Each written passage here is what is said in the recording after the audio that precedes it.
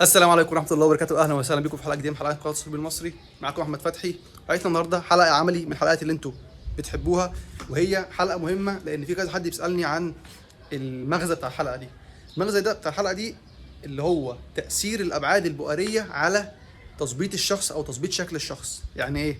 يعني هل عدسه 16 مللي هتديني ابعاد شخص زي عدسه مثلا 85 مللي؟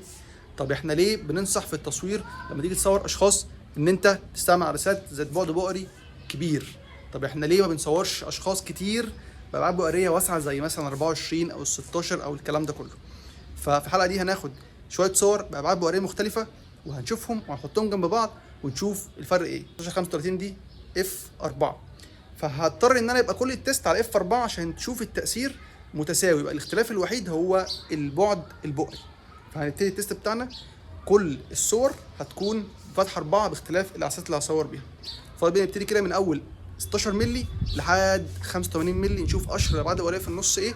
طبعا معانا عمرو الموديل بتاعنا، هنشوف التست عليه والصور اخبارها ايه بالظبط. يلا بينا.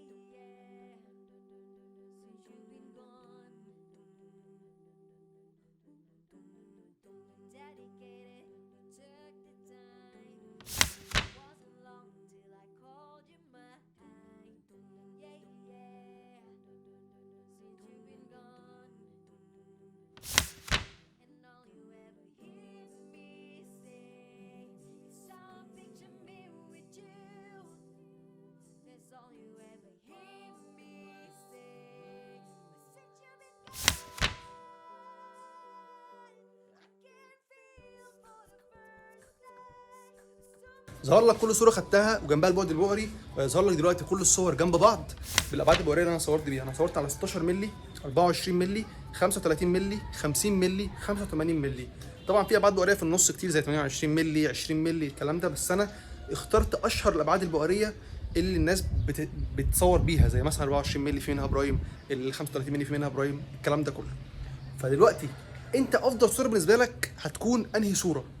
وافضل ابعاد شخص بالنسبه لك هتكون انهي ابعاد؟ طبعا انا واثق من اجابتك هتكون عامله ازاي او هتكون ايه، بس برضه قولي في الكومنتات تحت. احنا في التصوير الفوتوغرافي بنرشح لتصوير الاشخاص ابعاد بؤريه عاليه. ليه؟ ابعاد البؤريه العاليه بتجيب ابعاد الشخص اكتر قدر ممكن من الحقيقه، او بتجيب ابعاده مظبوطه، بعكس عدسات الالترا وايد او الوايد بتجيب ابعاده مش مظبوطه، بتجيبه ارفع من الحقيقه وشكله فيه زي ديستورشن كده او تشوهات شويه.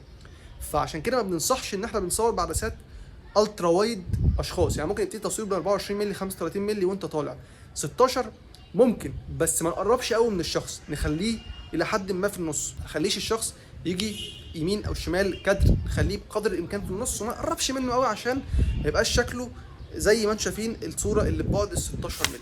طبعا كل ما البعد البؤري كبر كل ما ابعاد الشخص ظبطت اكتر.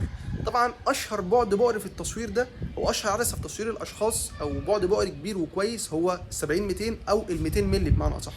لو جبنا صوره بال 200 مللي، طبعا هي مش متاحه معايا دلوقتي عشان اجيب لكم صوره بيها، هتلاقي الشخص ابعاده تحس ان هو حقيقي. هو مبدئيا 85 مللي فيما فوق بتحس ان الشخص مظبوط او طبيعي.